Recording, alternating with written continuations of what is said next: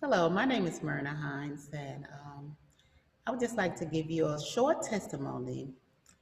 This being the season of Advent, it really brings a lot of us to really think what the meaning of Advent is, and we learned through our prayer group and through the Bible study that the season of Advent is God with us, is a season for us to see God in everything that we do, see God in everything that we have done, see God in our life, see how God is there to protect us, see how God is there to guide us, see how God has guided us, how He has protected us. He does not stop. See how He provides us. He provides for us. See how that He's our doctor, He's our lawyer. See that He's our all in all. And this season of Advent has brought me to really realize how blessed and highly favored I am as a child of God because of everything that He has done for my life and what He continued to do. As many of you know, I've been diagnosed with end-stage renal failure, and I've been on dialysis for the last couple of years. And my life has been dialysis 3 days a week for the last 6 years. And also, even in that situation, I see God there. Believe it or not, there is so much that I have accomplished being on dialysis that I did not do when I was considered myself well. I also saw God in my life as I was traveling. At one time, I used to travel to various states, and I saw God in the lives of my children. I saw God in the life of my family, and I saw God in even my pets. And this is what I would just like to share with you. First, I would like to go back to the dialysis. As I said, I was diagnosed with end-stage renal failure. And that to me was one of the most devastating part of my life, which I thought anyway that it was the devastating part of my life. But it was really, I guess I could say, a blessing in disguise that I didn't see it that way.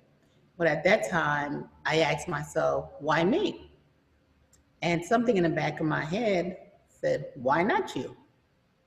And when I heard that, I was like, right, exactly. Why not me? If I'm a child of God, then I should be able to handle everything. Why not me? And with that in mind, I moved forward. I said, okay. I even told my doctors, I said, the same way this thing happened, that's the same way I'm going to get up one day and I'm going to be well again. That's 6 years. It didn't happen yet, but I still have the faith that one day I will totally be well. And and just as I say that to say that even in spite of that, God was always there with me. I saw God working in my life. I saw God waking me up in the morning time. I saw God pushing me to this is what you have to do. You have to get up. I saw God using my family, using my sister. My sister, when I first started, she will take me back and forth. She was very, very committed to taking care of me. She will take me and pick me up, and she was doing that until, thank God, I was able to drive myself, and I've been driving myself since. I saw God in my family when I told them what happened. We all cried together. They all rallied around me, and everybody wanted to help out, and everybody just wanted to make sure that I was okay. And I saw God using them to make me feel comfortable. Um, I'm going to come back to dialysis, but also I just want to, at one time I was traveling. I was actually traveling working, and my job was to travel from state to state. And even in that, at that time, a lot of times we think that we are our own, that we do everything on our own, but really God was there. God kept me. God took me to places I would have never thought I would have gone on my own. I was traveling by myself. I was going to a lot of these Midwestern states, A lot of these states, I will get in there late at night, and I will have to prepare myself to teach the following morning.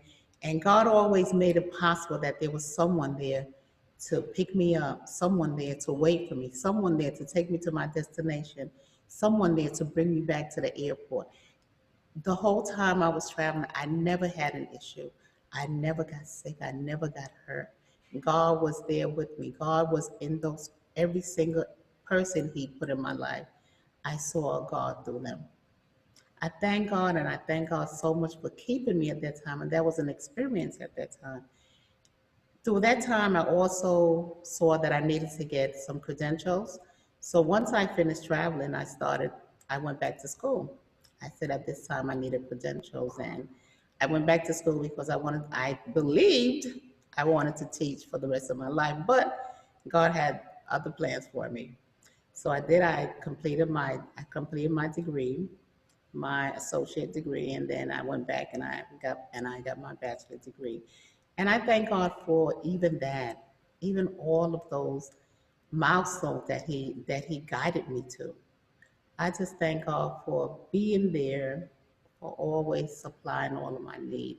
Even my financial aid was provided, even to the point that when I got sick, the financial aid was no longer. He provided benefits. He gave me the benefits. He gave me the finance. Everything was, He cleaned the slate. He cleaned it for me. And I thank God for that.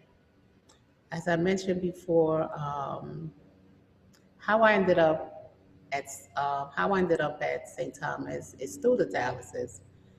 Through my illness, I was at home at the time. I was attending church at CCC, where Pastor Bernard is the pastor there, and he had a sermon on leaving our comfort zone and trying something that's outside of our comfort. And this is where, when I decided to volunteer at St. Thomas. And this is what brought me here at St. Thomas.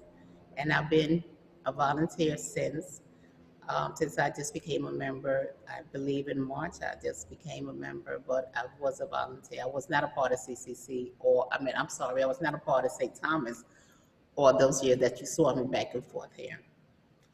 And coming to St. Thomas was not something that I ever planned or ever thought that I would do, but there was God also. He's the one that brought me here. I thought I was here on my own, but no, He brought me here. And at St. Thomas, I was able to see God again. I'm like, at St. Thomas, yes, at St. Thomas, I was able to see God working in my life and working around me. I saw God in the people here, that they just embraced me. They just took me in. I saw God in Father Sully, the shepherd of the church. I saw him. He just, when I came here, he don't know that he was more of a blessing to me than anything else, because opened up he just opened up his heart to me. He just opened up the church to me. He just, said, this is where you're at and this is what you're doing. As much as I used to fuss with him and complain, but really deep down, I appreciated everything that he did. And I saw the people here. They were kind to me. They worked with me, and I saw God in each and every one of them. And I saw God in each situation that I had to deal with. Sometimes some was hard. It was never, it's never easy, but thank be to God, I was able to accomplish what I need to accomplish. Also, most of you may not know, but I do live by myself. I don't live with my mother, but I do have my own apartment. And living by myself is, sometimes we do get ourselves where we do have pity party, and sometimes I want to have pity party. But here goes God again. I have two cats, and even in my cats, I can see where God is working in my life. A lot of times, yes, I may not want to get up. I may just want to, like I said, feel sorry for myself sometimes. But I never get a chance to really do that too long, because if they see where I'm not getting up, believe me, they will make sure that I get up. And even for that, I thank God for them, because they are my company. And if they were not there, who knows what I would be doing. But I thank God for that also. I thank God for my children. I have two sons, and I thank God for them because they are very attentive of me, even though we do not live in the same state, but they are very attentive of me, and I thank God for how God has used them and how God is continuing to bless their lives and making them prosperous. I thank God. I thank God. I thank God. Back to dialysis. As I said, this is something that I've been doing for the last, I believe, 6 years, 3 days a week. And I see God even there. God has placed, I have two of the most wonderful technicians, and they are also Haitian, two male, and they are so attentive of me. They are, they just take care of me. They know their job.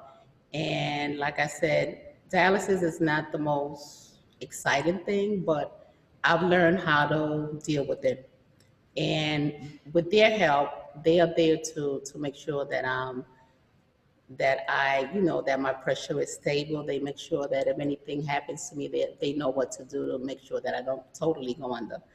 And I thank God for them, and I see God working in their life. I am so blessed and highly favored with everything that I see God doing in my life, even at the point where I'm on dialysis, but God is still working in my life, and He's still continuing to bless me, even in that situation. I just want to encourage everyone. I'm here to really be an encouragement to you, to let you know that God sees you, God knows you, God sees you when you are at your weakest. He sees you when you don't know how you're going to make it from one day to the next.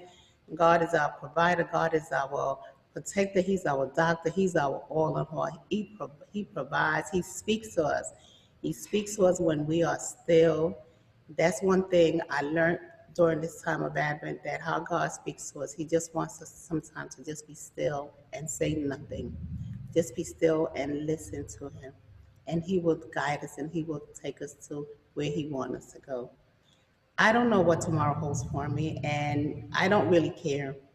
At this point, I just know that God loves me, whether I'm on this earth for one more day or one more year, or how long, but I know God loves me, and because He loves me and He cares for me, this is what I'm holding on to, and I want you to hold on to the same thing, to know that there's no issue, there's no problem, there is no condition that God will not give you a way of escape, that God will not make sure that you are taken care of. And I am an example of that. God has been taking care of me since, and He will continue to take care of me until I die. Thank you, thank you, thank you.